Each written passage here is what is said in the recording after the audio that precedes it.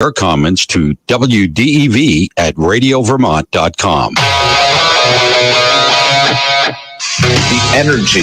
How does anybody live and drive in Boston every single day? This guy stopped in the middle of the road with his hazard lights on. This guy won't yield. That guy won't let you go. That guy passes in front of you. That guy goes 3 lanes of traffic all in one shot. How does anybody do this? The passion.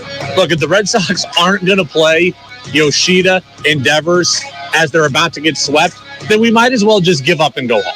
The opinions on all your favorite teams. I'm glad that Mac Jones looks better. That's really important. He needs to look better. But if it were a video game, he'd still have an overall rating of 76, and that ain't cutting it. This is the Brady Farkas Show on WDEV AM, FM, and WDEVradio.com. What's up, everybody? Happy Wednesday here on the Brady Farkas Show on WDEV AM and FM and WDEVradio.com. We have a full show tonight, all 90 minutes. Red Sox baseball comes up 7:10, first pitch 8:10.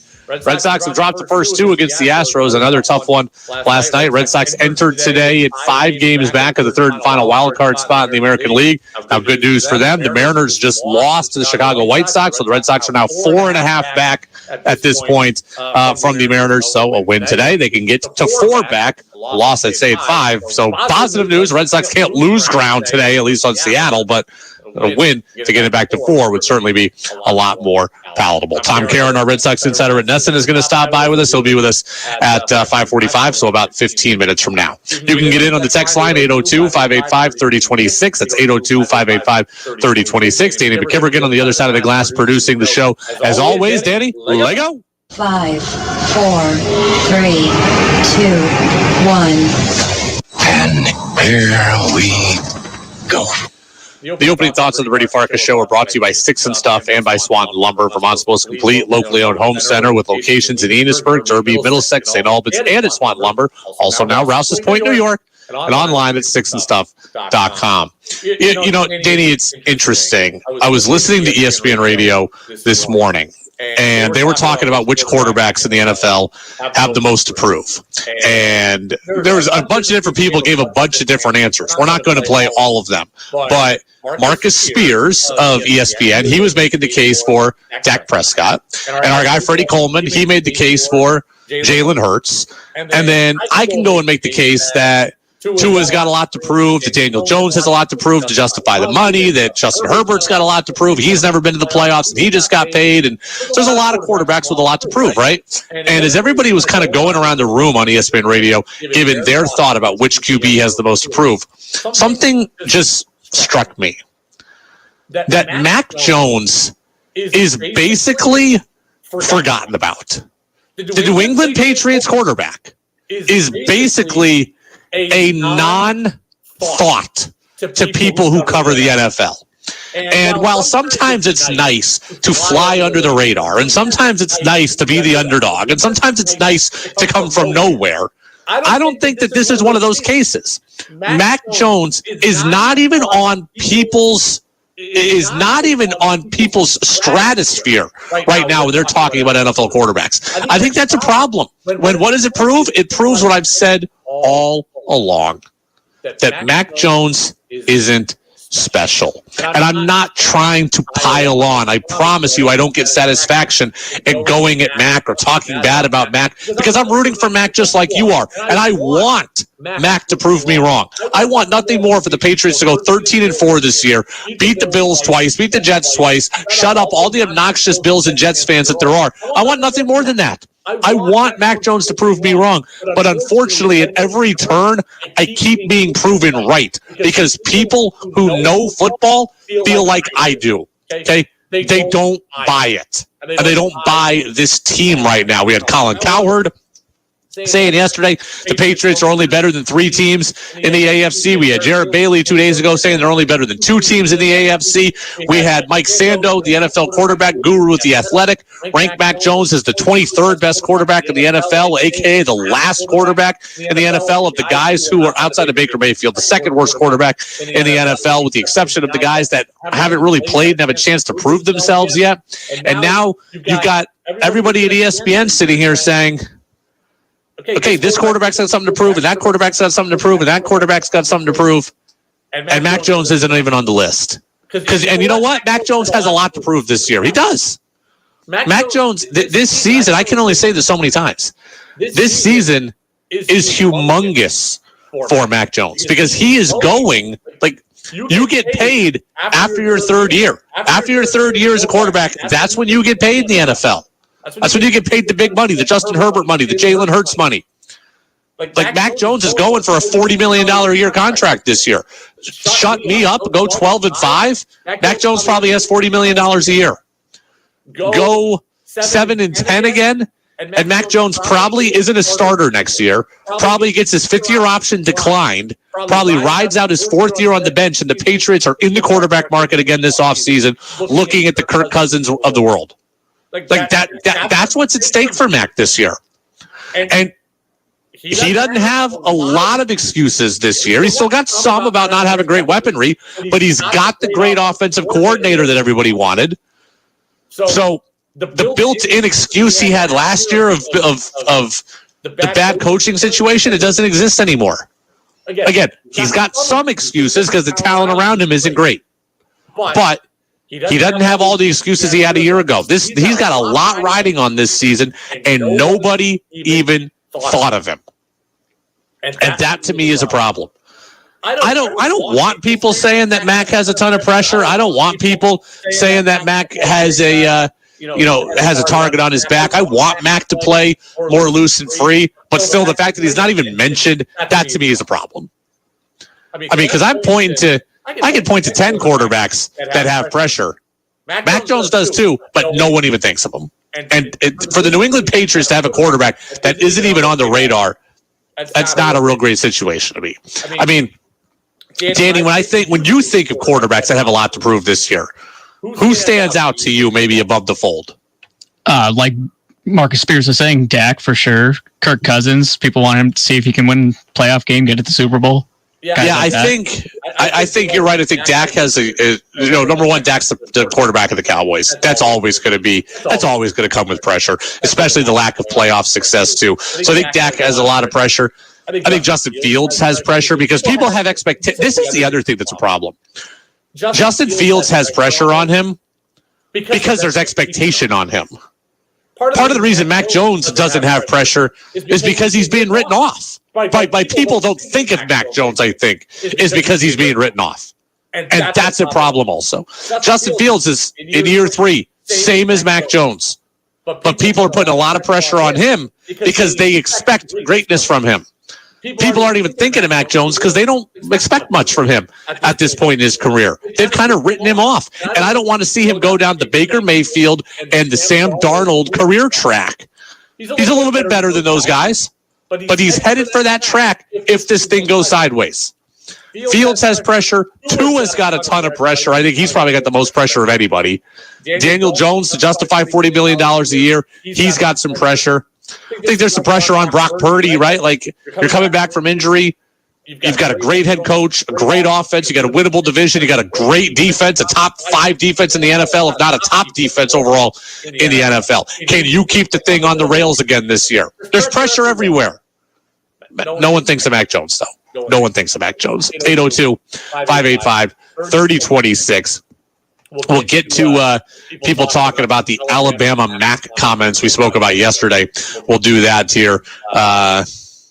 You know what? We can do it right now for a minute, Danny. I kind of want to get back into this in the next hour. But before we get to TC, we talked yesterday about whether or not it was fair for Mac Jones to talk about wanting to go back to being Alabama Mac. Well, our guy Phil Perry of NBC Sports Boston says he finds it completely fair and he likes it.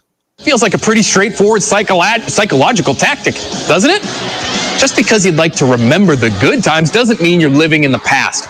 And the good times rolled for the Crimson Tide with Mac Jones behind center. Finding Alabama Mac, as far as I can tell, is about playing confidently. That position is dependent on self-belief, as dependent on self-belief as any in sports, especially when it comes to performing under pressure. We just talked about those numbers with 300-pounders breathing down your neck. If harkening back a few years was what it takes to get him in the right headspace, so be it. Alabama Mac also sounds like a quarterbacking style, according to him. Be a point guard.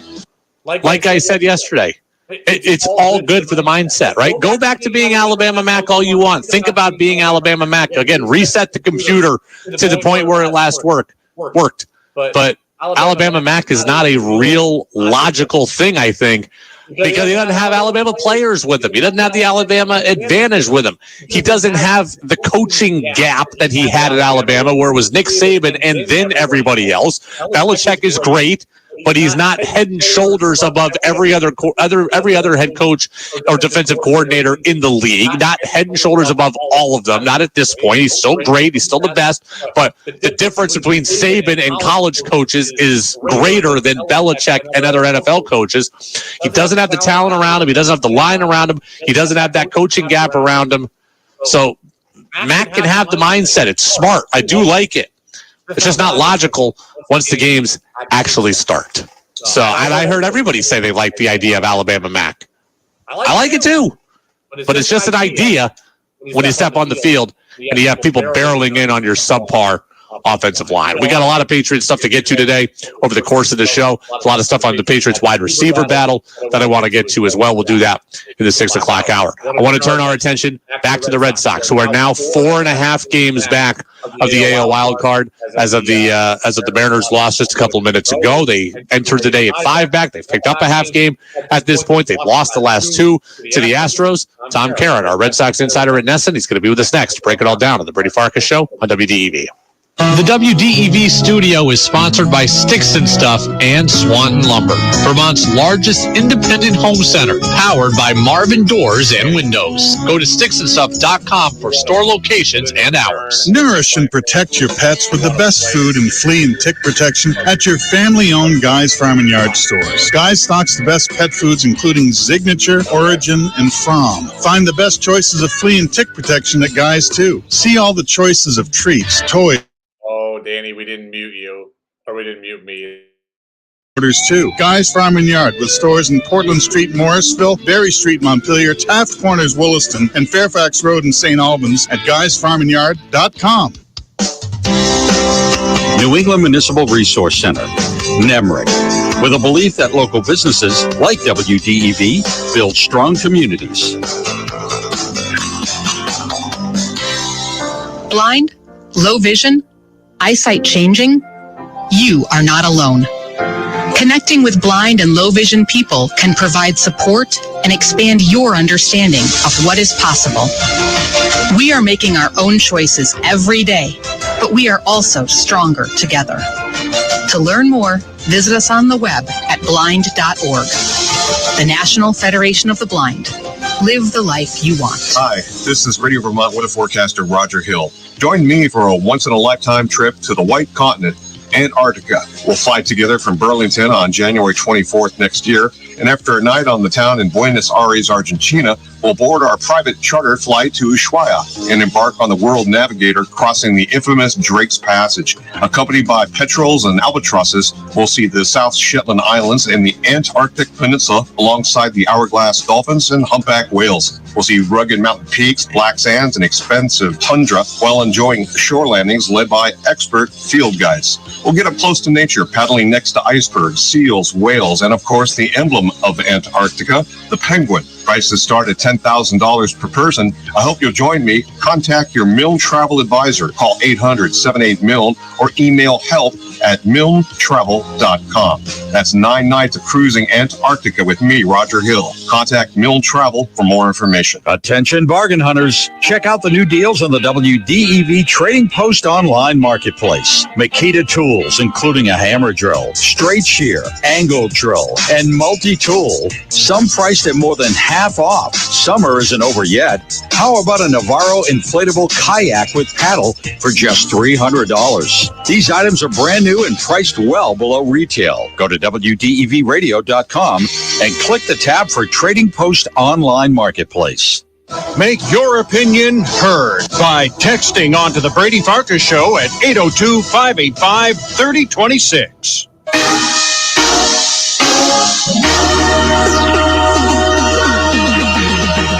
Now it's back to the Brady Farkas Show on WDEV AM, FM, and WDEVradio.com. Welcome back in, Brady Farkas Show right here on WDEV, AM and FM, and WDEVradio.com. Full show tonight all the way up until 7 o'clock. Then Red Sox baseball takes the airwaves at 7:10. First pitch, 8:10. Red Sox looking to get game 3 of this big 4-game series with the Astros. And joining us now, our guy over at NESN, Tom Caron. TC, how are you?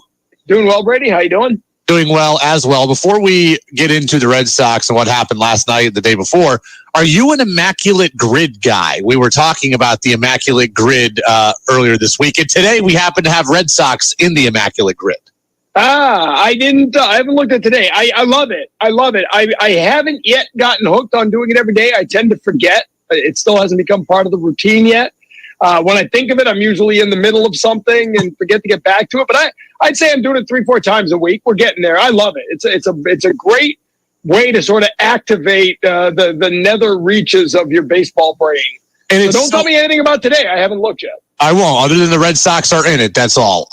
It's so funny too, because it's interesting to see like where people draw their Immaculate Grid answers from. Like maybe you're different because you've been into business so long, you have this lifetime database to pull on. But like I constantly am going back to 90s players because I had so many baseball cards. Like they're just imprinted in my brain. I got other friends who are like, okay, they're big fantasy guys. So like if it's from the last 10 years, they have all the answers to that. It's interesting to see where people pull from. Yeah, I obviously pull a lot from the last 20 years of Red Sox players. You know, a lot of guys who really, I tend to, like a Mauricio Dubon in Boston and Houston, right? You know what I mean? Or a couple of weeks ago, it was like Ryan Lamar was with the Reds and the Twins before, I had 2 games with the Reds. And so I get the really good scores because I tend to have guys who, came over to the Red Sox for 3 weeks in August in 07. And never look back.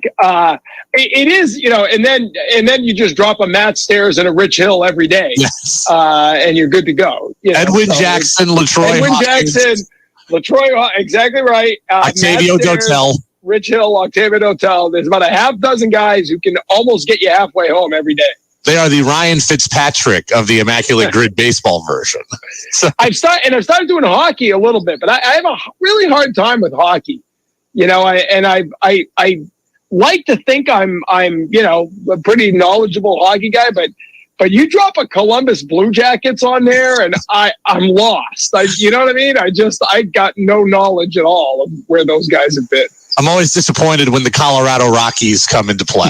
So that's for sure. So let's talk about what happened last night, the night before. The Red Sox came in here with a massive opportunity, right? We've been so focused on them trying to track down Seattle that we kind of missed the fact that Houston was struggling 3.5 games ahead of Boston coming into this series. Red Sox had a chance to track them down and instead have been beaten twice in a really sloppy game on Monday night and then just kind of interesting game last night. Yeah, I mean, I didn't miss it. I was hyping it all weekend because as you watch Seattle win those games, you're like, no, the team they can catch is Houston. You got 7 games with them, and you were 3 back in the loss column. You literally, if you'd have won both series, you'd have wiped away the 3-game deficit with Houston. Because you take 3 out of 4, you take 2 out of 3, and that's 5-2. I hate to say it, and I'm a guy who has had fun with this team. I've enjoyed watching this team.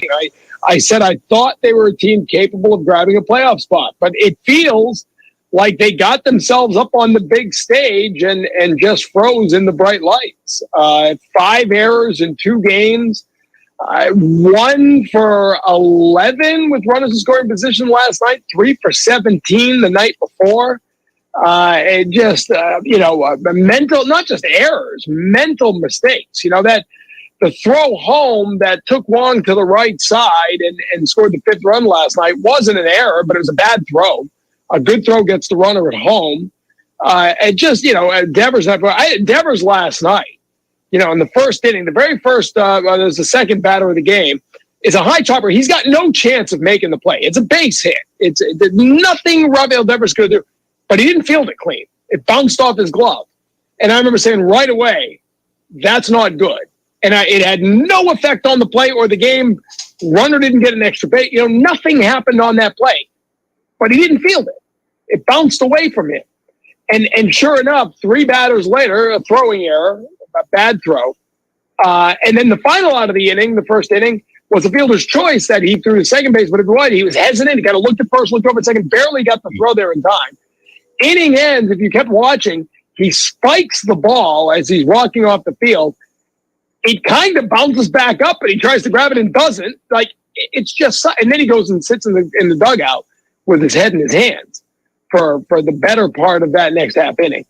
And you know, I mean, it's clear to, you know, you're watching him, you're trying to not make up what body language means, but he's the leader of this team. He's getting paid $300 million. He's got 16 errors, the most of any third baseman. He is taking a huge step back defensively this year, because I really think he'd improved tremendously over the last couple of years. Is that because Xander Bogaerts isn't there, who is kind of his big brother, and you know, the Sergeant Hulka big toe from time to time that he needed? I don't know. But it's been a disappointing year for Rafael Devers on the defensive side of the game. There's no doubt about it. And this team now 90 errors, by far the most in Major League Baseball. It's tough to watch, man. And you understand why Alex Cora has been getting so frustrated and why he hasn't been sticking around to the end of games. Tom Caron, Red Sox insider and NESN with us here on the Brady Farkas Show on DEV. I was going to ask you about the frustration. You mentioned Devers specifically. We got Verdugo getting tossed from the end of the dugout last night, which maybe was soft rabbit ears, but nonetheless, he's still showing a frustration. Cora is frustrated. He's going off. And then, by the way, what is Verlander doing, telling Cora to F off? That was totally uncalled for. But nonetheless, the Red Sox frustration, let's start there. Well, yeah, I mean, the frustration, but it kind of started in the second inning with that Verlander thing, or was that the first inning? That was the bottom of the first, you know, and you know, I get it. Cora thought it was shaking up. I didn't like that. I really think Alex Cora tends to push all the right buttons, but the last thing I want to do is fire up Justin Verlander in the first inning of a start. Yeah, that's not going to rattle him. We know Verlander. that is not going to shake him up. Not that Cora, you know, Cora was just reacting to the moment. None of it was planned to get an effect. Yeah, I didn't like. I mean, Cora was his bench coach when they won a World Series. I don't, you know, they don't tell him to F off. But I also get Verlander being upset. But it was weird, right? I mean, it was the very end of the time pitch clock, and all of a sudden you can't hear on the pitch com. But the frustration, the Verdugo thing, I don't know what he said, and we'll never know what he said. But man, it had to be something outrageous. And who knew that Pat Hobart was such a linguistics expert that he could pick the right guy out of 35 people and eject him immediately. No warning, no nothing. I mean, that's a bit much. It did open the door. You know, right away you're like, it's Wally Pitt time. Abreu goes in and has a double and a base hit, and all of a sudden, yeah, but he had an error as well. And then Cora had been ejected twice in 123 games. Now he's been ejected twice in 3 games. And you could tell me that was about the Justin Turner strike three call, which was awful. It was outside. And it was just outside. It's a baseball outside. We understand umpire. And Hobart's actually one of the best ball and strike umpires behind the plate in baseball. He does a great job. Not a good job, a great job. But you know, that pitcher was all over the place. He wasn't commanding the edges. He had no control, and he missed the 3-2 pitch. And Justin Turner is a guy who, you know, if anybody in baseball earns the right to get that a call outside, it's Justin Turner. That loads the bases with 1 out in a tight game still. So it's just frustrating. But you know, you didn't lose that game because of the umpires. You lost that game because you can't catch and throw the ball. You lost that game because you can't throw to the right plate. You lost that game because you don't hit the cutoff. You lost that game because you can't get a hit with men on base and nobody out. That's why you lost that game. That's why you lost the game on Monday. We heard last week from Jarren Duran that he's going through some stuff kind of mentally again. I certainly don't want to pretend to be in his head, but now being off the field for, you know, at least 10 days with the injured list stint, I can't imagine that makes him feel real good. What does the team do to kind of support him as he goes through this, especially when he's not on the field? Yeah, they've got a good support staff. They've got, you know, all the coaches in there, as well as I'm not sure what they call them now, but the mental skills coach and the psychological group. They're really good. It's worrisome when you see a guy posting stuff on social media about sliding back to a bad place mentally. We know he went through a lot in the past year or so, and did incredible work to get himself out of it.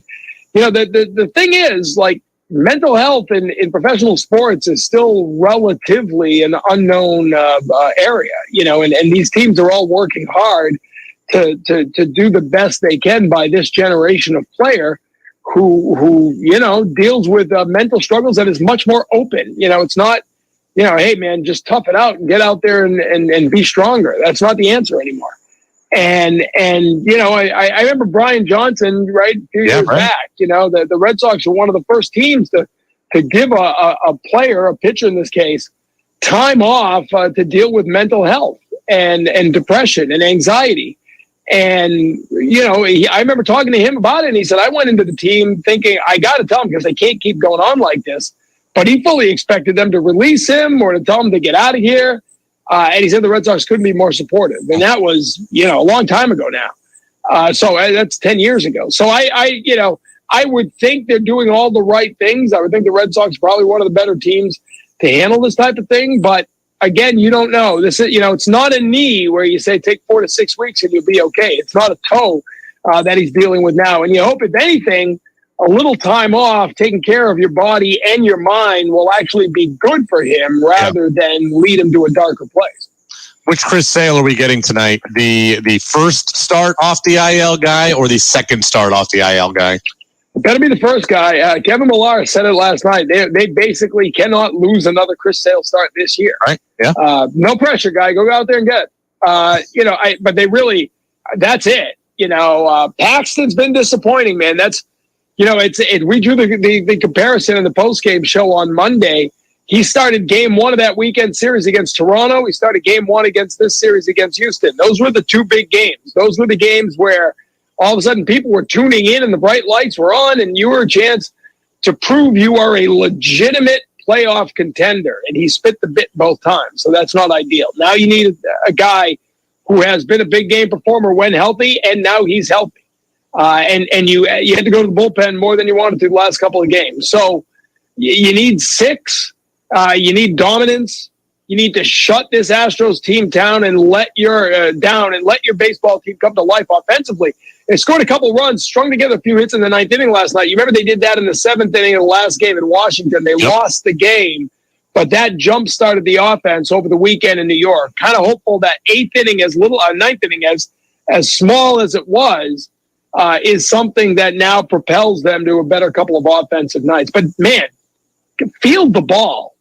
Catch the ball, throw it to the right base, make the pitcher get out of an inning quicker, and see where that goes. Because both nights, things spiraled away after bad defense could have ended an inning. Joe Barra should have had a double play last night, inning over. Instead, it winds up being, a 4-run inning, and the horse is out of the barn. So let's start there. I mean, I think Chris Sale will be fine if they make the plays behind him. Because Lenny DiNardo's talking about the postgame show. What you really don't want tonight is Chris Sale with 8 strikeouts over 5 innings, because that probably means he's had 100 pitches. Mm-hmm. And you don't. What you need is a longer outing from Sale. So you'd like him to get some ground ball outs. Houck did that last night, but the ground balls don't always mean outs the way this team is playing defense. TC, you're the best. You got a little bit of time before the broadcast starts to get your immaculate grid in. I just want to tell you, I did get a 0.3% Red Sox Pirate today. A 0.3% right. Red Sox. So I'm gonna text you during the game and let you know what player I used to beat that, because I will beat that. I think you probably will. I'm gonna get a 0.2 on somebody. I trust that you probably will, but 0.3% for me. That's good. That 0.3 is impressive. No doubt about it. That's the problem with when you go the Matt Stairs route, that's always like an 18%. Because Rich Hill is always a high one. Everybody uses that. So I like whenever possible. And again, I haven't looked at it yet. So during the game tonight, when I do it, I'm going to, it's always fun to try to use one of the analysts in studio with me so I can show them that, they're helping me out. So we'll look forward to that. I'm looking forward to your text. So, TC, thank you. No Seattle talk. Thank you. I didn't expect to skate through this without a gushing Mariners recap. So let your play do the talking, TC. That's all. Let your play. They've done that. They have done that. No doubt about it. So we'll talk next week. Thanks, man.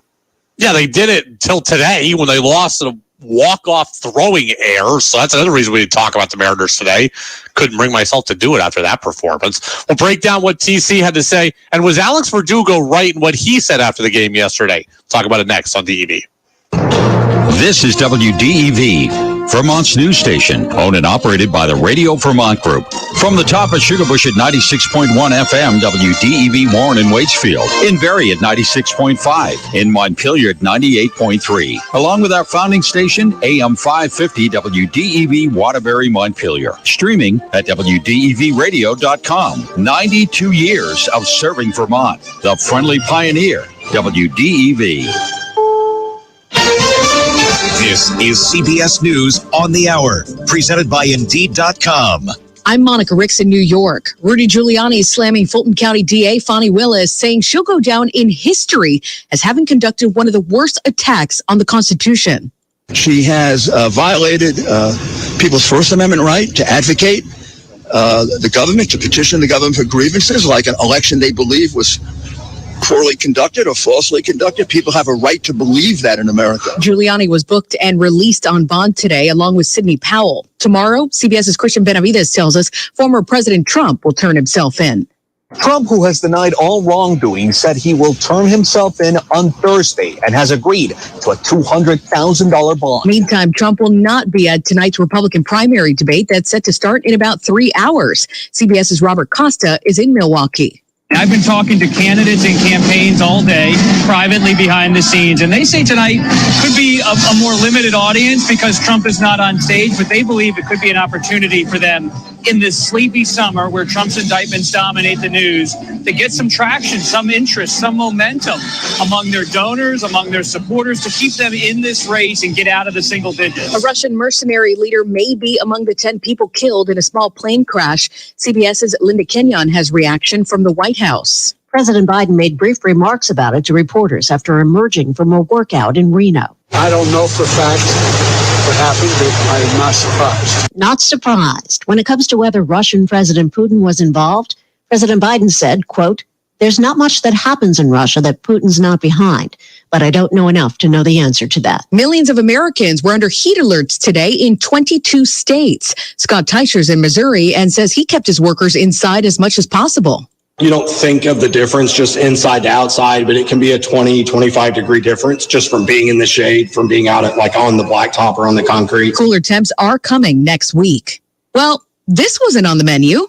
The Olive Garden. When you're here, you're family. A man in Michigan is suing the restaurant chain for more than $25,000 after he allegedly found a rat's foot in a bowl of minestrone soup. The 54-year-old says he felt something stab him in the mouth at a Metro Detroit location back in March. His lawsuit says he spit out the object and says it was a rat's hairy and clawed leg, which he says instantly caused him to vomit. That is CBS's Matt Piper reporting. Well, Dole has agreed to a class action lawsuit settlement over products that it did not contain 100% fruit juice. So if you think you ate a Dole fruit bowl between 2017 and June of this year, you could make a whopping $9. You don't even have to show proof. This is CBS News.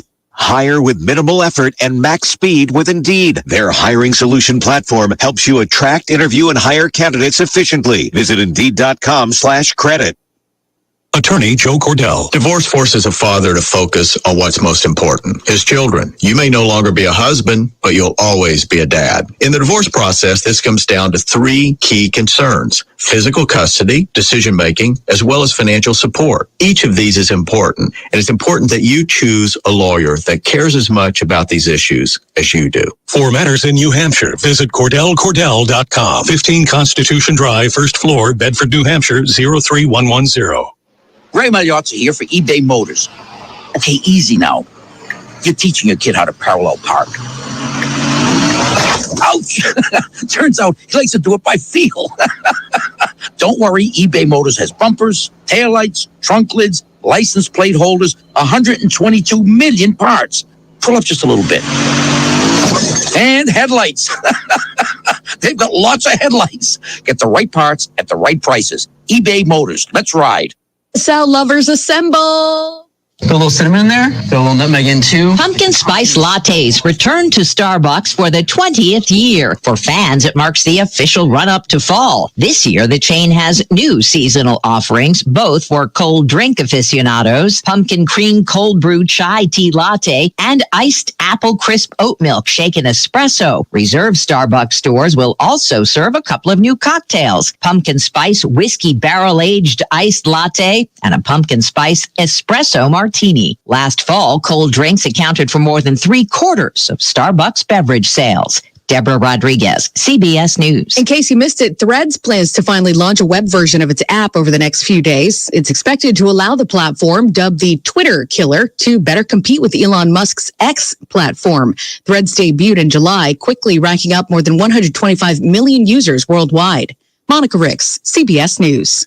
Want Brady to hear your opinion on the sports stories of the day? Text in at 802-585-3026. Now it's back to the Brady Farkas Show on WDEV AM, FM, and WDEVradio.com. Welcome back in. Brady Farkas Show right here on WDEV AM and FM and WDEVradio.com. Full show up until 7 o'clock tonight. Then we will bring you Red Sox baseball. Sox and Astros first pitch at 8:10. Our pregame show begins at 7:10. Listen to that CBS News update, Danny. Like, when I say things like this, I feel so old, but I can't help it.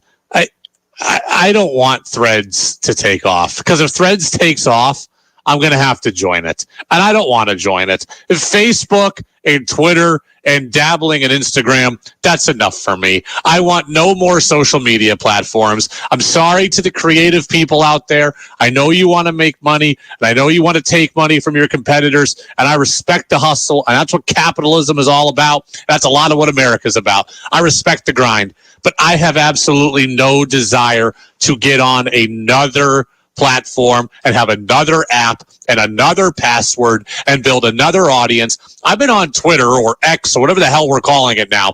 I've been on Twitter for like 10 years, and I'm at like 2,000 followers. Okay.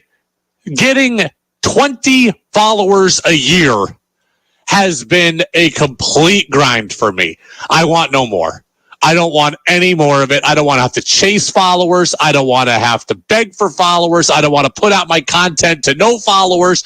I don't want to hope people discover me. I did that for too long in building Twitter. I'm sorry to sound old. I'm sorry to be getting old. I'm sorry to be lazy, if that's how it comes off. I have absolutely no desire to get on, be on, grow, and learn Threads. That's it.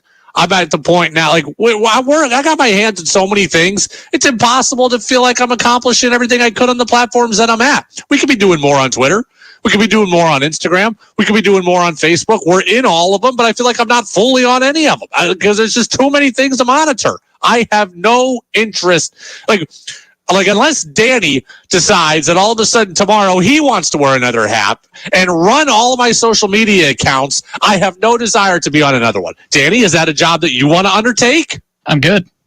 Okay, so then therefore that's it. The Brady Farkas Show doesn't want to have to be on Threads. So whoever is building Threads, and I think it's a Facebook thing. I think it's a Zuckerberg thing. He doesn't need any more money. Okay, just let Twitter be Twitter, and Elon, stop screwing Twitter up. Because that's what's happened here. And I'm not like anti-Elon because I don't know enough about Elon to be anti-Elon. Some people love him. Some people hate him. To some people, he's the bastion of free speech. And other people, he's killing something. I don't know which one's true. And I don't really care when it comes to this. I just know, like, Elon needs to stop screwing up Twitter. Because TweetDeck used to be great. And now it's unusable. Scheduling tweets used to be great. And now it's impossible practically to do. They're messing with how you handle links. They're changing how you get followers. Some people are getting paid for their tweets. I ain't seen a dime from my tweets. So, I mean, yes, get off my lawn. That's how it sounds. I get it. I don't care. It took me 10 years to get to 2,000 Twitter followers. I don't want to take another 10 years to go and try to build up my Threads account. Okay, I have no interest in that. So, all right, text line's open, 802-585-3026. My guy Kevin wants to talk to me about football. We're going to get back into football in about 10 minutes, but I want to wrap up what TC said. I want to talk about the Red Sox. there's not an epic rant from me coming. There's not. But last night was another unacceptable game. Another sloppy game. As you are in the midst of a playoff race, and when you go into yesterday at 4 games back of Seattle. You come out of it 5 games back, but you go into yesterday at 4 games back. You need perfection. And I get it. It's a tough way to play. It's tough to play under that kind of pressure, but you're major leaguers. And you're in a playoff race, and you're in must-win scenarios, and you're taking on Justin Verlander, who's a first-ballot Hall of Famer. When you're taking on Justin Verlander, you cannot make the mistakes the Red Sox are making. And we've seen it too many times over the course of the season, and we saw it now back-to-back games in this series. Look, it's a tough play, but you don't cover home, right? You don't cover home. Wong goes out, the pitcher goes out, no one's covering the plate. Now Devers has to run parallel to Dubon. Dubon takes home, and there you go. I mean, we see the missed chance for the double play by Jovera, throwing the ball, behind Story. Story doesn't catch it. Should be a double play, ends up with 2 guys on. As TC said, Devers really struggled defensively again. And you can see the frustration mounting because the team knows that it's running out of days. The team knows that it's running out of days. You see Turner, he's mouthy to the umpire. You see Verdugo get run in the dugout. We'll talk about that in a minute. You see Cora now twice in 3 days getting tossed. The team senses that that time is slipping away from them because we're going to come up here on 35 games to play, and the Red Sox are going to be 4.5, 4, 5, 6 out, and that's hard. Okay, this isn't like you're 2 games back. When you start talking about 5 or 6, you're talking about almost impossible to come back from. Not impossible, but almost impossible. I'm going to go look right now, and I don't usually do this. I'm not like a big believer in the playoff odds here, the playoff metrics, but I'm looking right now at the Red Sox. They are an 8% chance to make the playoffs. Right now, as we speak, 8%. You look at the teams that are ahead of them. Okay, Toronto, 71% chance to make the playoffs. Houston, 88%. Texas, 73%. Seattle, 62%. You know what those numbers are? They're all a hell of a lot more than 8. So if you're looking to capitalize on that 8% playoff chance and you're looking to grow that 8% playoff chance, you can't be making mistakes like we saw last night. Mistakes like we've seen too often this year.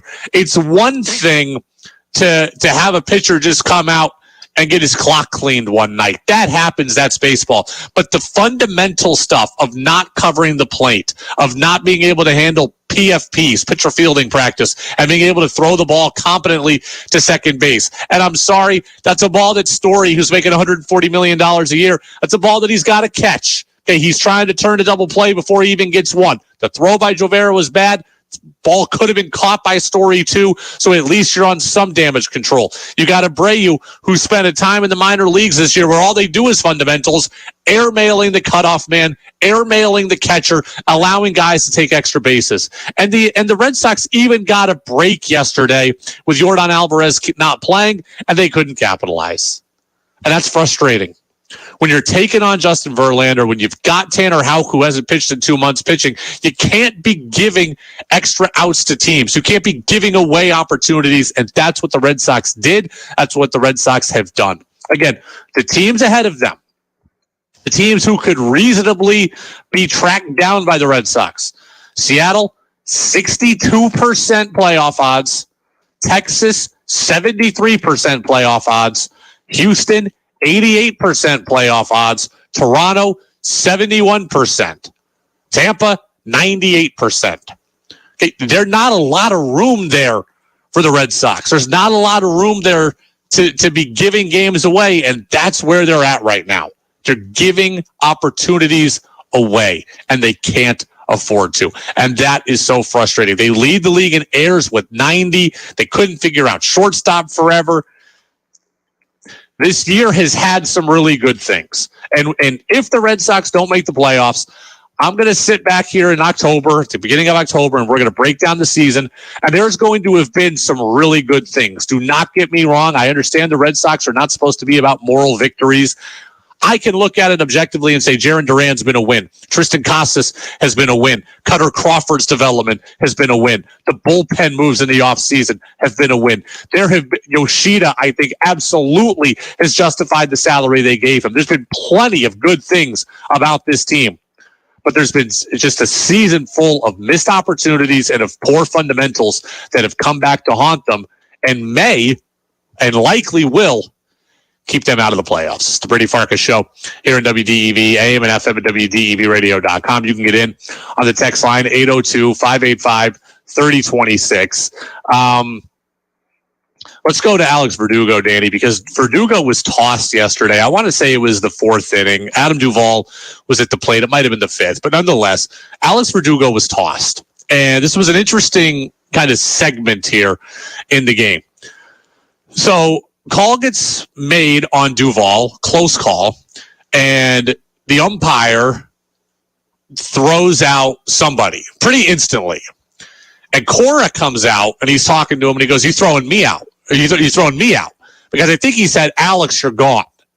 And Cora's like, "What? You me? You throwing me out?" So he says, "No." And he goes down the dugout, and he plucks out Verdugo, and Verdugo gets tossed.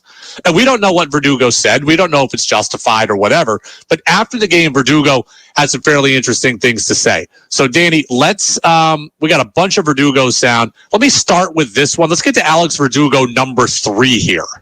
There's no warning. At the end of the day, if an umpire needs to throw somebody out, you need to, especially if it's about arguing balls and strikes like he claims, you need to have a hard warning. You need to say, okay, that's it. And the next word that comes out, the next thing I hear, you're gone. He was a little too quick. That's all.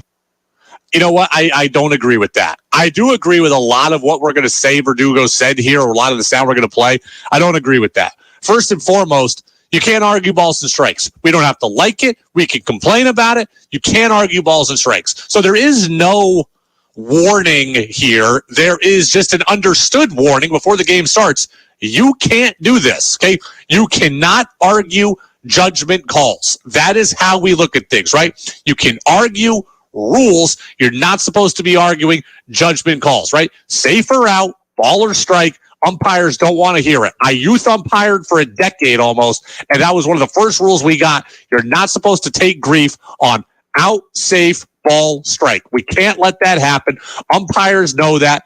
So the warning is like the warning is understood.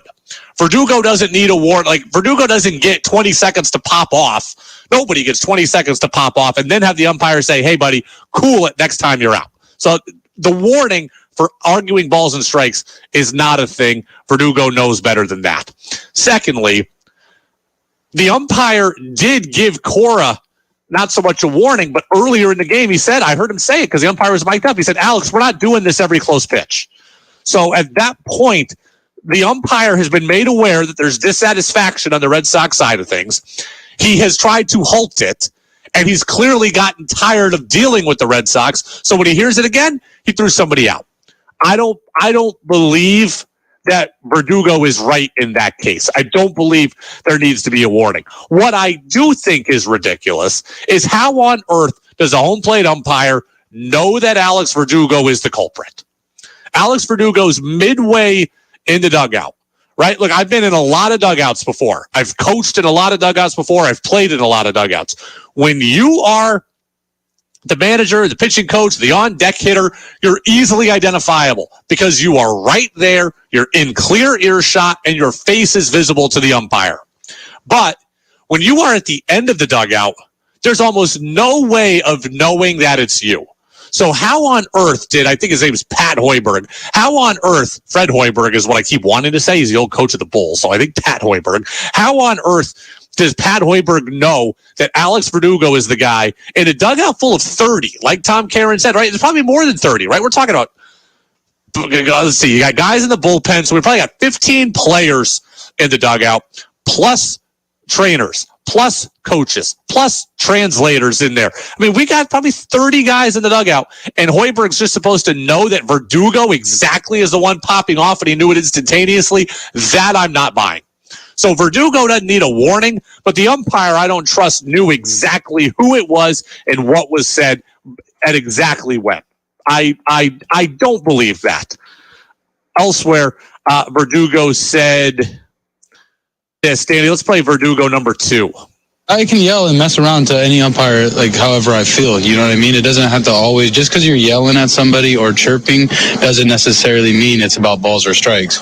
He was feeling self-conscious because the dugout was already letting him know about some balls and strikes.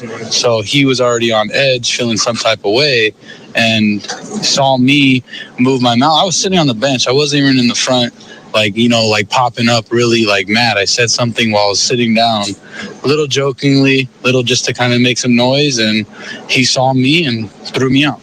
See, Verdugo kind of makes my point, right? He's like, he was on edge and sensitive because our dugout had already been chirping a bit. That's the warning. Like, if Verdugo wants a warning directed at him, that's the warning. Danny, think about it like this, right? Okay, if I'm pitching and I throw at somebody intentionally, right? I throw at somebody. The umpire goes over to both teams and he warns both teams and he says, hey, the next guy that hits somebody's out. Well, then you go and hit somebody, you get tossed. You're like, whoa, I didn't start this. I didn't create this. I didn't even do it on purpose. Like, the other guy's the guy who started it, and the umpire's going to say, you know what? Yeah, but I got to get control of this thing. I warned everybody, and I said, somebody else gets hit, you're done. And that's what happens, and them's the breaks. So Verdugo makes the point that the dugout's already been chatty. The umpire's already had the rabbit ears about it. He's already been sensitive to it. Well, the next guy he hears, he wants gone, basically. And that's exactly what happened. So Verdugo does not need a warning. Umpires in general being a little sensitive, yeah, that's probably true. Verdugo said that after the game, too. Number 4, Danny. I feel like personally umpires are protected too much, especially with that. It's part of their job to be good, right? And I understand the human error aspect of it, and you're not going to get every call, but don't be so sensitive when we let you know our side of it. You know what I mean? That's baseball. Have a little bit tougher skin and deal with it. I do think umpires are protected too much. In general, officials are protected too much. Now, I do get it, right? It's a thin line. I don't want officials out there necessarily answering every question from the media, putting themselves at risk. Because fans will, you think I'm exaggerating, fans will go crazy. Fans will threaten officials. Fans already threaten players. Fans will threaten officials. I don't really want officials being in harm's way. That said, officials being able to just walk away, toss everybody, and then never have to answer for it, that's not necessarily fair either. So I think Verdugo's right that umpires are protected too much. I think umpires are entirely too sensitive. Now, this probably doesn't work at the major league level, but there's a way to, if you're out there and you're a parent or a friend of somebody who plays baseball or softball, let me let you in on a little key. There is a way to argue with umpires without drawing attention to yourself. Danny, you ready for this? Let's hear it. So, if you want to argue balls and strikes without really arguing balls and strikes, but you want to get your point across, yell at the catcher. Always yell at the catcher when you really are trying to get the word to the umpire. Like when I was last coaching, I would say, Mike was our catcher. Mike, come on, man, you got to stick that. That's a strike. We got to have that. Right? You're blaming the catcher for not receiving the ball properly. But you're really sending the notice to the umpire. Hey, Mike, that's a strike, man. Okay, you got to catch that better. We got to have that. Or, Mike, come on, that's on the corner. We need you to receive that better. That's how you argue with an umpire without arguing with an umpire. You're letting the umpire know that you think they've screwed up. You're letting the umpire know that they're missing calls, but you're putting the blame on your catcher. That's how you do it. Okay, that's the trick. Now, I've been tossed from one game in my life, so I broke the rule. I broke the rule, my own rule. I argued with the umpires straight up, but I always wish I got tossed in a better way. Like, for the one time I got tossed, I always wish I got my money's worth. I didn't want to embarrass myself because I was coaching 16-year-olds, and I didn't want to look bad. I didn't want to be a bad role model. I didn't want to embarrass myself. But now, looking back at it years later, I really wish that I had really wish I had gotten my money's worth. And I got suspended for a game too, which was the league rule. I knew it was coming, but ridiculous. I didn't deserve to be tossed. This guy needed to be better. But Danny, we were playing. I was coaching a team, and our town was big enough to have two teams, right? So we had an A team and a B team. Basically, the A team was kind of mostly 16-year-olds. The B team was mostly 15-year-olds. It's never good for anybody if your B team beats your A team, right? That's bad for everybody except for the B team itself, right? Because the B team is usually jacked up thinking they should be on the A team. So if the B team wins, everybody's like, well, why didn't these guys make the A team? Or the A team's not as good. And then it's just not good for anybody if the A team loses. So we're playing the B team and we're losing, right? We've played like 4 games in 4 days, and I start my worst pitcher against the B team because I'm saving them for the other teams. That's fine. And we're getting beat like 4-0. And I bring in a guy who is no joke. I'm not even lying to you. He is a minor league pitcher right now. Like, this guy was a stud then, and he's grown up now to be a minor league pitcher. Last I checked, he was with the Dodgers. And so this kid's a stud, 16 years old. And he's not getting any calls. He's walking like 3 guys in an inning. And they're perfectly thrown balls. And I'm arguing with the umpire. I'm yelling at the catcher, but then the umpire is now picking up on it. And now he's getting on to me. Now I'm going on to him. And I'm like, hey, get the calls right, man. It's 100 degrees out here. These pitches right down the middle. Call the strike. So he calls me over after I've been a little more, antics than that. He calls me over and he goes, you next word I hear from you, you're gone. This isn't like the 4th inning. So I don't say a word for the 5th or 6th. We get to the bottom of the 6th. And now we're closer in the game, right? We're down maybe like 5-3. And I bring in a different guy. And he's got an 0-2 count. And he throws one pitch on the inner third of the strike zone, call a ball. One pitch on the outer third, call the ball. And one pitch that's slightly up, but's been framed perfectly, looks like a strike. Doesn't get any of the calls. I open up the dugout door. I walked out to the umpire. I put up the number 3 and I go, sir, that's 3 consecutive pitches that you've missed. All 3 of those pitches were strikes. You've missed all of them. I said it nicely. I said it sternly, just like that. I said it nicely, though. I didn't yell at him. He threw me out, right? I said, one more word, you're gone. So, all right, buddy, throw me out. But I was like, you've been terrible today. Like, I just said, you've been awful today. And I walked away and I had to go watch the rest of the game in the parking lot. And I got suspended for the next game. And this guy got to get his fun for the day and throwing me out. But that's how you argue with umpires, is you blame your catcher when it's when you really think it's the umpire's fault. So there you go. 802-585-3026. Texter wants to know, what's the reason for the Red Sox lack of fundamentals? Is it poor coaching? I'm not there, so it's not easy for me to say that.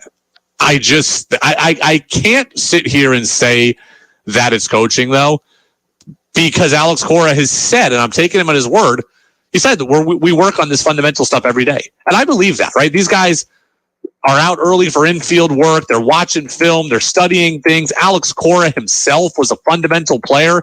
Alex Cora wasn't a power hitter. Alex Cora wasn't a speedster. Alex Cora stuck in baseball for a decade because he was good defensively and he was good at the fundamentals. And I believe that he has transferred that onto his team. I just think the Red Sox have guys that aren't particularly good defensively. And Chaim Bloom's done a lot of good things as far as bringing guys in. He's also done some things, clearly, that have prioritized other things over defense. So I think the Red Sox they work the fundamentals. I just don't know if they have guys that can execute them constantly, right? Like Devers is a hit guy. We know that. He's a hitting tool guy. Kike Hernandez was a versatile guy, a speed guy, a guy who had some power. Not a great shortstop. They put him at shortstop anyways. Why? Because Chaim Bloom elected to let Xander Bogaerts go. Didn't elect to replace him with anybody else. Now, Story got hurt. That's not Chaim Bloom's fault. But his response to Story getting hurt was putting in Kike there as kind of a stopgap guy. So, I think some of this is on Chaim Bloom. I don't think it's as much on Alex Cora. I do think that they work on this. It's the Brady Farkas Show on WDEV, AM and FM at WDEVradio.com. Scary moment in the Little League World Series. Danny, I have this on in my studio. I don't know if you have it on in yours, but the kid from Mexico just got hit in the head by a fastball, and he's crying right now on the field. just you hope he's okay. It's a scary moment. These kids are throwing so hard at the Little League World Series. To get hit up top or get hit in the head would be incredibly painful and incredibly scary. Danny, were you ever hit in Little League? I was, but not in a place like the head at all. No. I got hit. I remember getting hit by the kid who threw the hardest in our league when I was like 9 and getting an imprint of the seams in my back. I was never hit in the head by somebody who was throwing this hard. This kid is up now, so I don't know if he'll be allowed to stay in the game. We'll see, but he is walking now. Good sportsmanship between him and the pitcher. He stopped crying. It does look like he'll play now, so that's great. But that is tough, man. These kids throw really, really hard. We're talking about I think we're at 46 feet. I don't think they're at 50 in Little League. 46 feet.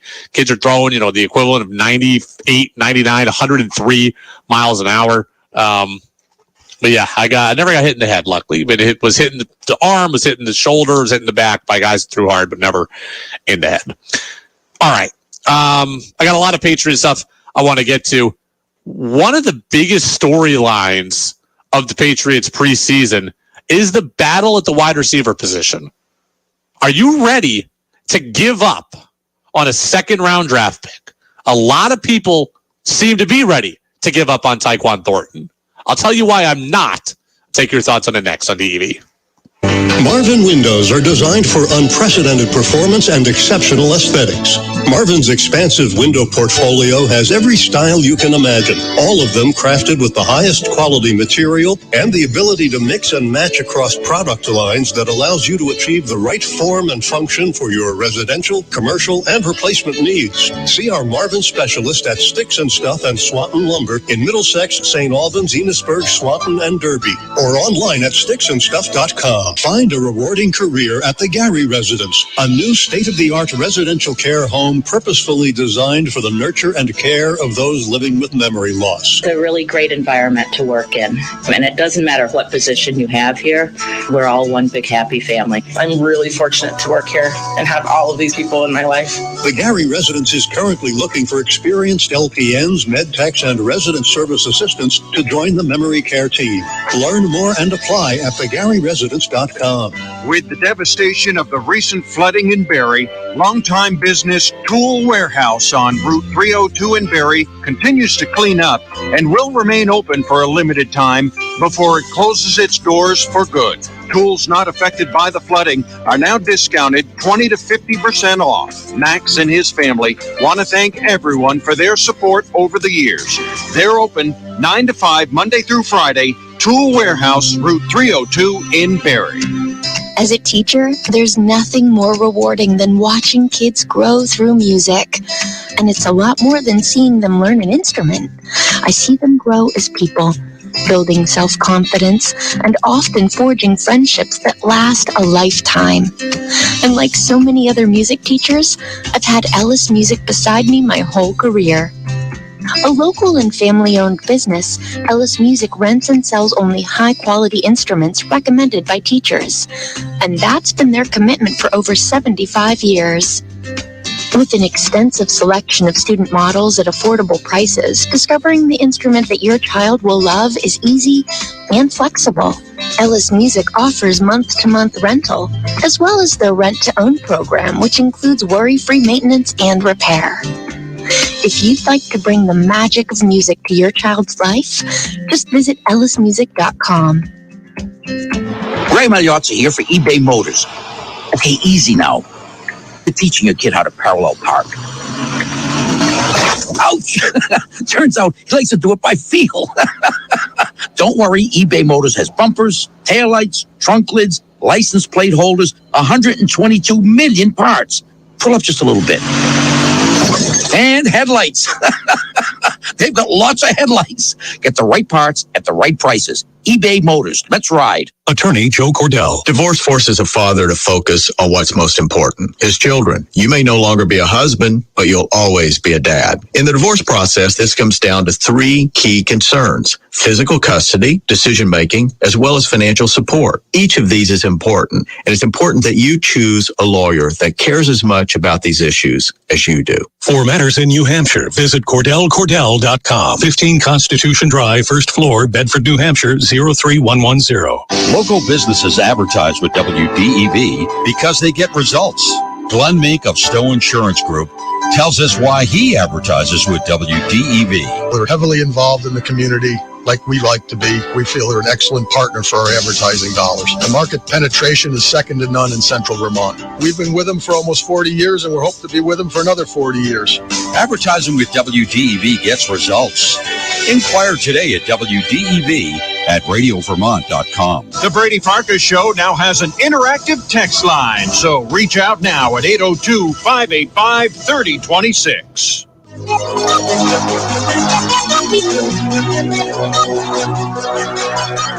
Now it's back to the Brady Farkas Show on WDEV AM, FM, and WDEVradio.com. Welcome back in, Brady Farkas Show, right here on WDEV, AM and FM, and WDEVradio.com. And before we get to the Patriots, I just got an email from the Champlain Valley Fair, right, about the music, acts this year. And Tyler Hubbard from Florida Georgia Line is one of them. I think Ludacris is coming as well. Danny, are you a big fair guy? No, not really. Not just the Champlain Valley Fair, just fairs in general. I mean, I think I last went to the fair when I was like 5, so not so much.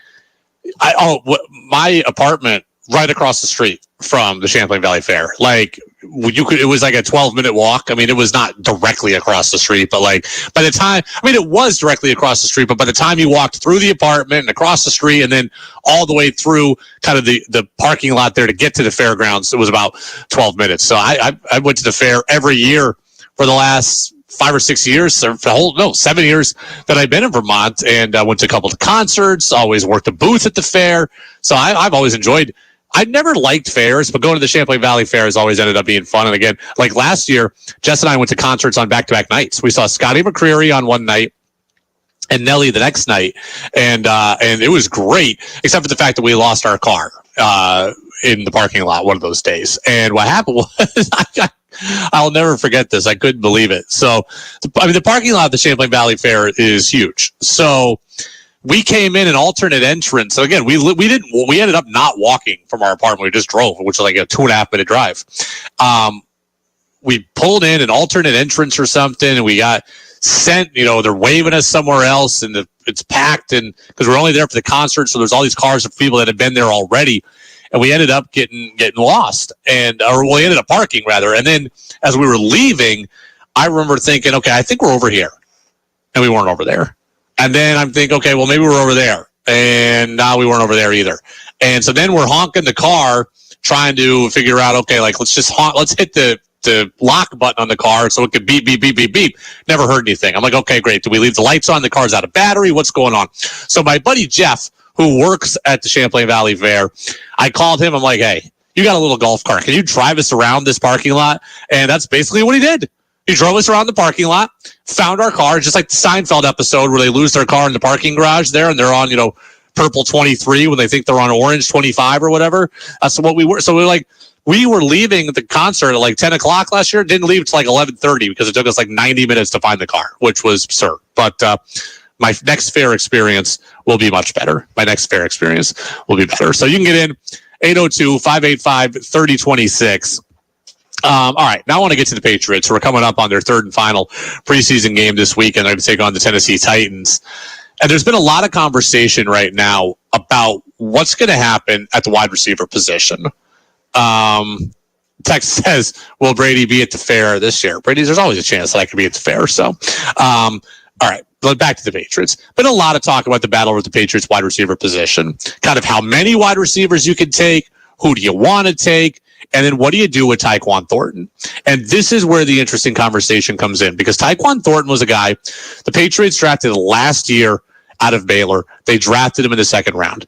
He didn't play a lot last year, right? A couple different reasons. One, he was injured.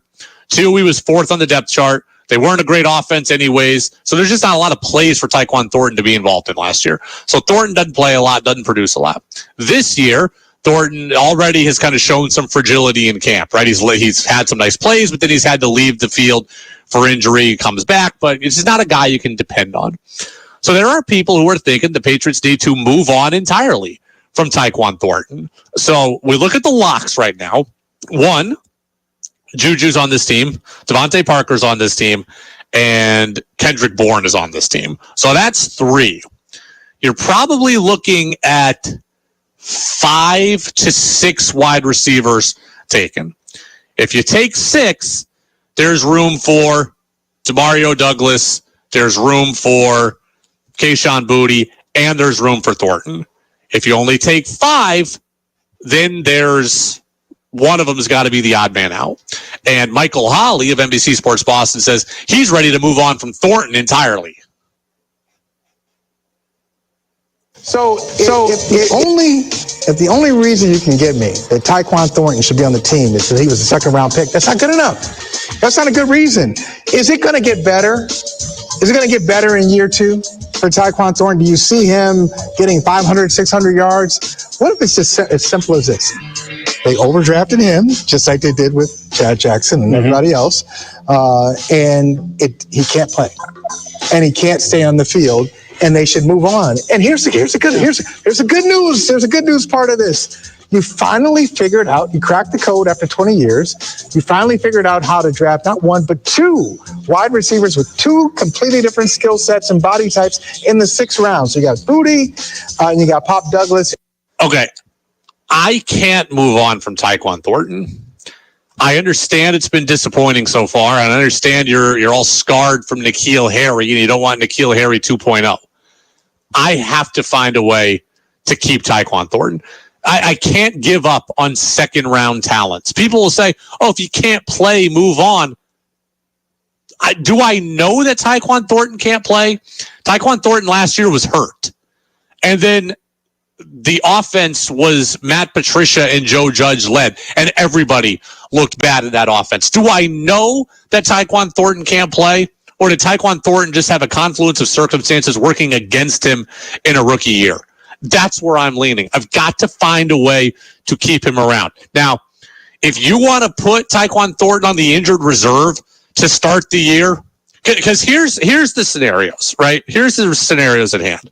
And we think about wide receivers too, right? Special teams guys. Matthew Slater counts as wide receiver, so there's another one that gets taken. And then someone else texted in, maybe Malik Cunningham could be listed at wide receiver. So there's other guys there that might play special teams that can cut into your wide receiver room. That's fair. But let's look at what can happen here. If the team just keeps Tyquan Thornton and tries to put Douglas or Boutte on the practice squad, they're going to get poached. They're not going to stick around. And the Patriots want them to stick around. So what do? Well, maybe you just put Tyquan Thornton on injured reserve. Let him miss the first 6 weeks of the season. You can protect Boutte. You can protect Douglas. You can work with Thornton on the side on whatever you think he's deficient in. And then by week 7, when he's eligible to come off the injured reserve, sadly, you probably have somebody else who's hurt to the point where Thornton can now slide in and just play. But I can't just give up on second-round talents. Again, there are guys who are like, okay, cut your losses, get rid of him if he can't play. I don't know that he can't play. This is my fastest player on the team. This is my best idea of a vertical threat on the team. He's a second-round talent. I asked Freddie Coleman of ESPN Radio about this earlier. He's not buying what I'm selling. He also agrees with getting rid of him.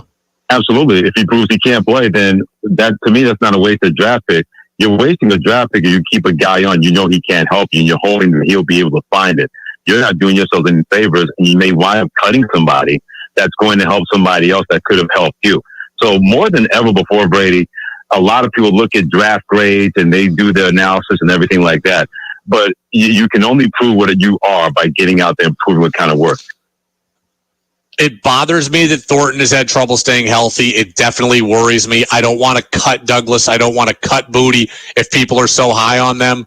So if I have to IR Thornton, then I have to IR Thornton. But I can't just get rid of him because I've seen it too many times in sports where a guy gets cut prematurely and he goes and figures it out somewhere else and becomes a stud. And I don't know that Tyquan Thornton is destined to be a stud, but how many times have we seen this, right? Like, I could point to how many Mariners can I point to that are former Mariners now good? Okay, the Red Sox who traded Jeff Bagwell and he became great. The Red Sox who, the Yankees who traded Jay Buhner and he became great.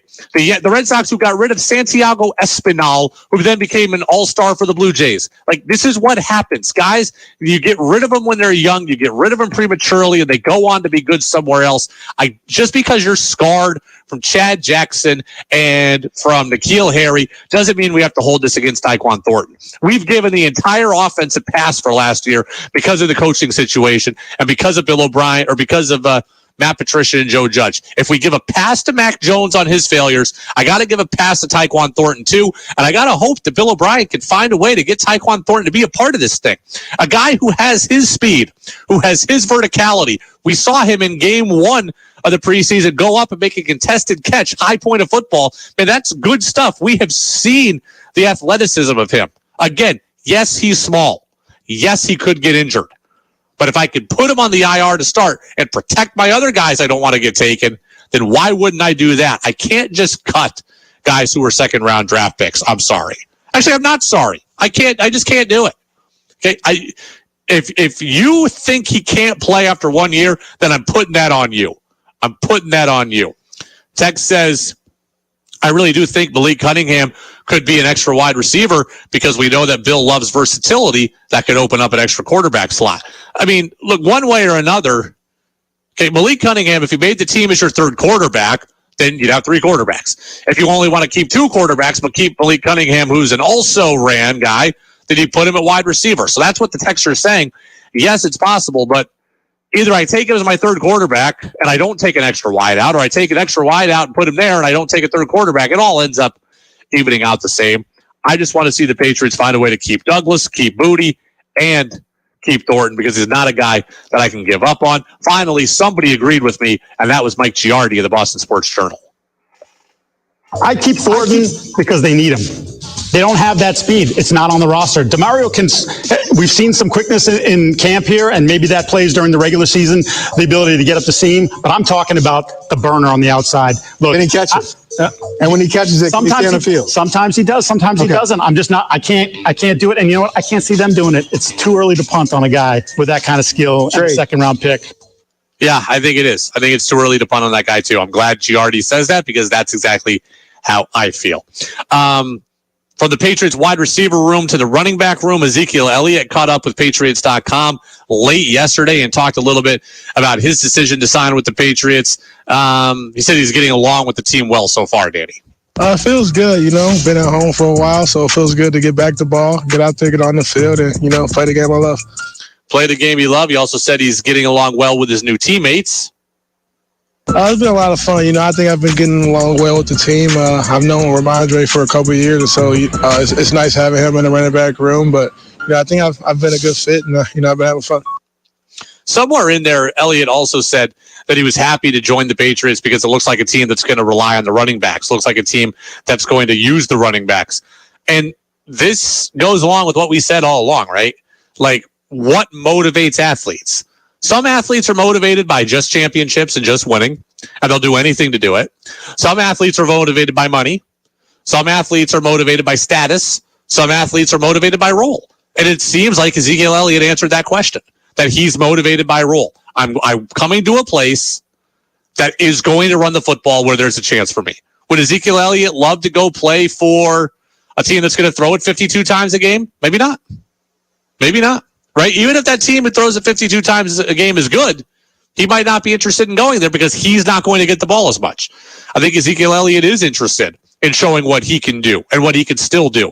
And I think he's interested in being a part of a team that's going to give him 7 to 10 carries a game. I don't know what I think the perfect number for Elliott is. I think the perfect number for Ezekiel Elliott is 5 to 8 carries a game. Like, if I look at it and say, I think the Patriots' perfect offense is 30 passes and 30 runs, right? I don't want to see Mac Jones throw it 46 times. I don't want to see Mac Jones throw it 16 times. So if I look at it and say we got 60 plays in a game, 30 passes, 30 runs, I think I'd look for Ramondre Stevenson to get 22 carries a game and Ezekiel Elliott to get 8, knowing that Ezekiel Elliott's 8 come in the red zone and that they come in they come in short yardage. I don't want to see Ezekiel Elliott back there on 1st and 10 a whole lot. But I think 5 to 8 carries a game is appropriate for Elliott. I don't know if he thinks he's going to get more, but I think he belongs in that 5 to 8 carry range right now. So Brady Farkas show on WDEV, AM and FM, at WDEVradio.com. Red Sox baseball against the Astros comes up with the pregame show about 20 minutes from now. We'll give you the lineups and talk to you about Chris Sale on the bump. That's next on the Brady Farkas show on DEV. It's the 2023 Thursday night finale at Thunder Road as guest service envelope and accurate printing roll out championship racing for the late models, Flying Tigers, Street Stocks, and Road Warriors, plus the Run What You Brung spectator drags. Adult admission $15, kids age 6 to 12 $5, and the family fare 2 adults, 2 kids just $30, kids 5 and under free. Thursday night at the nation's site of excitement, Thunder Road, Quarry Hill, Barry. Post time 7 o'clock.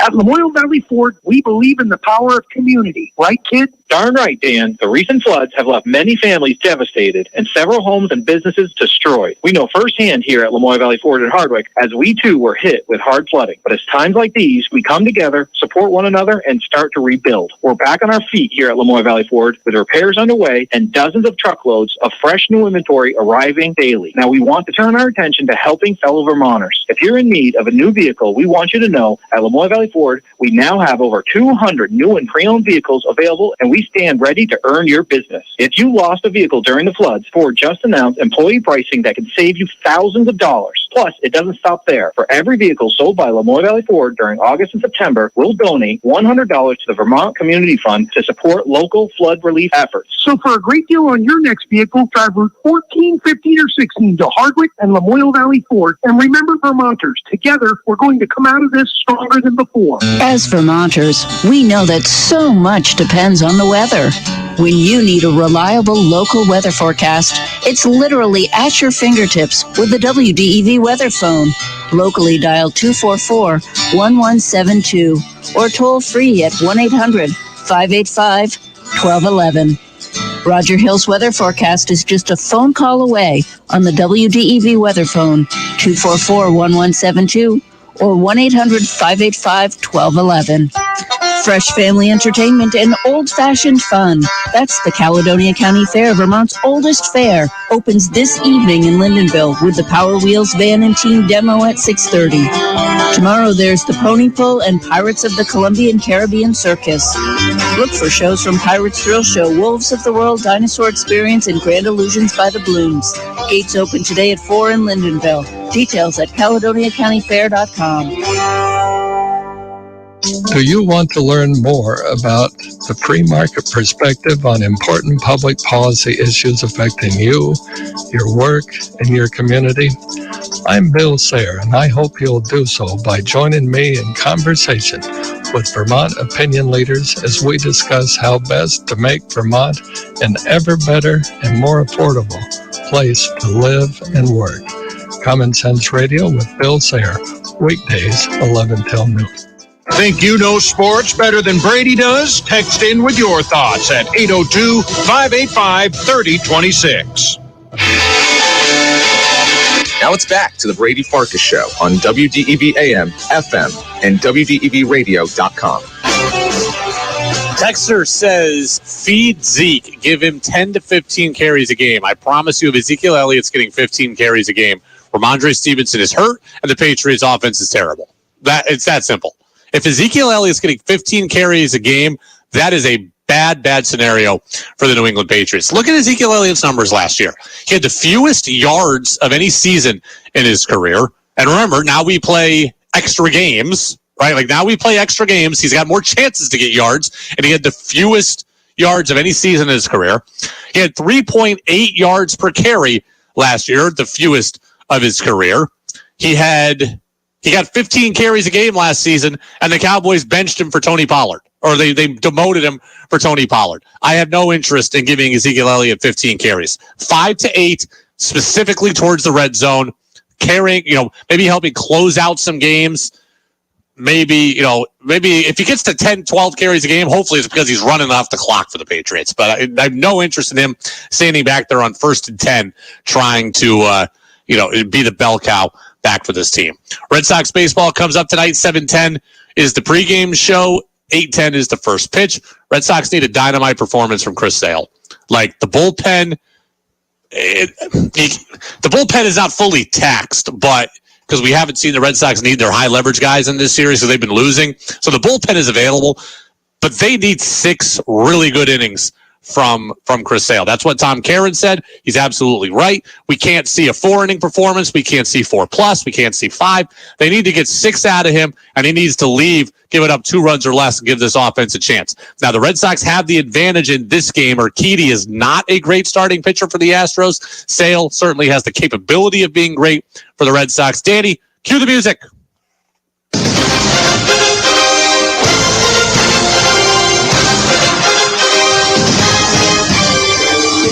Red Sox need a win, right? Like Seattle's lost. You have a chance to pick up a game on Seattle. You have a chance to pick up a game on Houston. You don't get chances like this very often, right? Houston's a really good team. Seattle has won 8 in a row twice in this month. You don't get chances to pick up games on both of them in the same day. Chris Sale's 5-3 with a 4.50. Urquidy 2-3 with a 5.21 for Houston. For the Red Sox, Alex Verdugo back in the lineup, leading off in right field. Rafael Devers hits second. He's at third. Justin Turner's the DH. He hits third. Tristan Casas is in the lineup again at the cleanup spot. He plays first. Adam Duvall is in center. Trevor Story is the shortstop. He bats 6th. Wilyer Abreu is the left fielder. He bats 7th. Once again, no Masataka Yoshida. I am floored that this guy makes $90 million for a contract, $18 million a year, and he can't be put in the lineup every single game, apparently. Wilyer Abreu will be in left. Pablo Reyes is the second baseman. He bats 8th. Connor Wong is the catcher. He bats 9th. Jose Altuve leads off for the Stros at second. Alex Bregman is at third. Kyle Tucker's back in the lineup in right. No Yordan Alvarez again today. He's out with an injury, so Chas McCormick slides into the cleanup spot. He's in left. Yanier Diaz is the DH. Jose Abreu is back off the injured list for Houston. He bats 6th and plays first. Jeremy Pena is at short. Jake Myers is in center. And the catcher is Martin Maldonado.